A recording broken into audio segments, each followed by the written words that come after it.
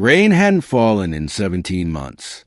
Marcus wiped dust from his cracked lips and studied the abandoned refinery ahead.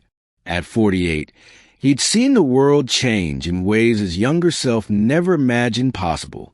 The factories that once hummed with life now stood silent, monuments to a time when water flowed freely and hope came easy. Behind him, Lyra moved without sound. Her pale skin bore the marks of the new world, the genetic adaptations that helped some survive what others couldn't. She was 26, young enough to barely remember green grass, old enough to understand what they'd lost. They'd been partners for 3 years now, scavenging for seeds. Real seeds, the kind that could grow food without the chemicals that poison the soil further. There, Marcus said quietly, pointing to a storage unit on the refinery's east side. 3rd building. That's where the workers kept their lunch containers. Sometimes they had gardens at home, brought vegetables. Lyra nodded. She trusted his memory of the before times, relied on it. He'd worked places like this once, back when having a job meant something other than survival. They'd pick their way through debris, careful of rusted metal and broken glass. Marcus felt his age in his knees, in the way his back complained after each night sleeping on hard ground. But he kept moving.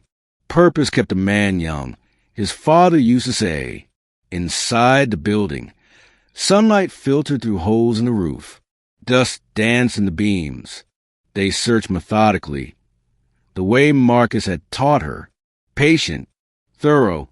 Rushing meant missing things, and missing things meant going hungry. Marcus. Lyra's voice held something he hadn't heard in months. Hope. She held up a metal tin, its paint faded but intact. Her hands trembled slightly as she pried it open. Inside, wrapped in brittle paper, were seeds. Tomato seeds, from the look of them. But more than that, there was a photograph. A man with kind eyes stood in a garden, arm around a woman, both smiling at the camera. Behind them, tomato plants heavy with red fruit reached toward the sun. Marcus took the photo gently. His throat tightened. That's what it looked like, he said softly. That's what we grew, what we ate, what we shared with neighbors over back fences. Lyra studied the image like it was a holy relic. In a way, it was, "Tell me again," she said, "about the sharing." Marcus smiled, though it hurt a little. She asked him this often, needing to understand a world built on something other than scarcity. When gardens produced more than you needed, you didn't let it rot. You took tomatoes to Mrs. Chen next door, who'd give you cucumbers in return. Mr. Peterson down the street, he'd trade his peppers for your lettuce. Nobody went hungry when everyone shared what they had plenty of. But what if someone took too much? Didn't work that way, Marcus said, lowering himself carefully to sit on an old crate. See, taking more than you needed meant Mrs. Chun wouldn't have cucumbers for you next week. Meant Mr. Peterson might not share his peppers. The system worked because we all depended on each other. We all wanted each other to do well. Lyra sat beside him, still holding the seeds like they might vanish. Do you think we can build that again? Marcus looked at her young face, so serious, so determined.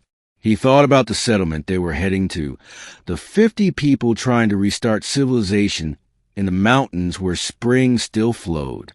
He thought about his own daughter, gone now, who would have been near Lyra's age.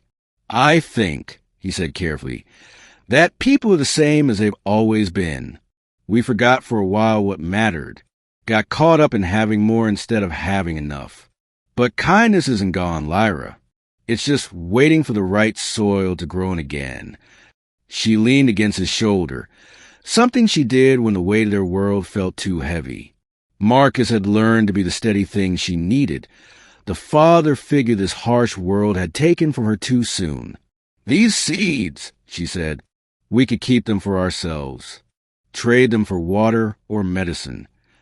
We could, Marcus agreed, but we won't. No, he said, we won't. because that was the choice that mattered, the one that would determine whether humanity learned anything from its mistakes. Every day, they decided what kind of people they'd be.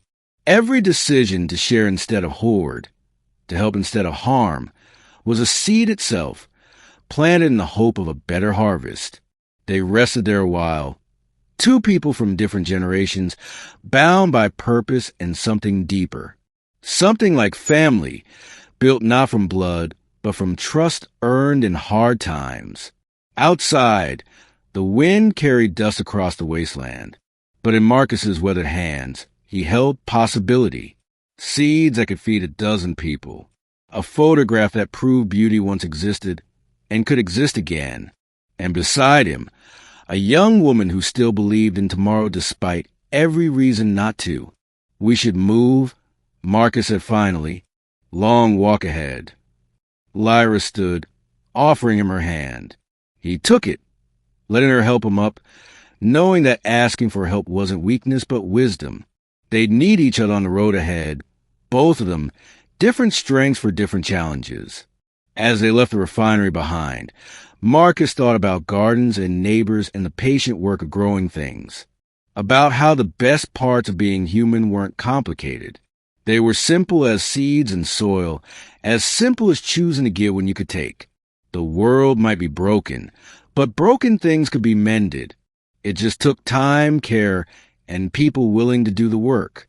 Marcus adjusted the pack on his shoulders and walked on, seeds safe in his pocket, Lyra at his side, both of them carrying hope toward home.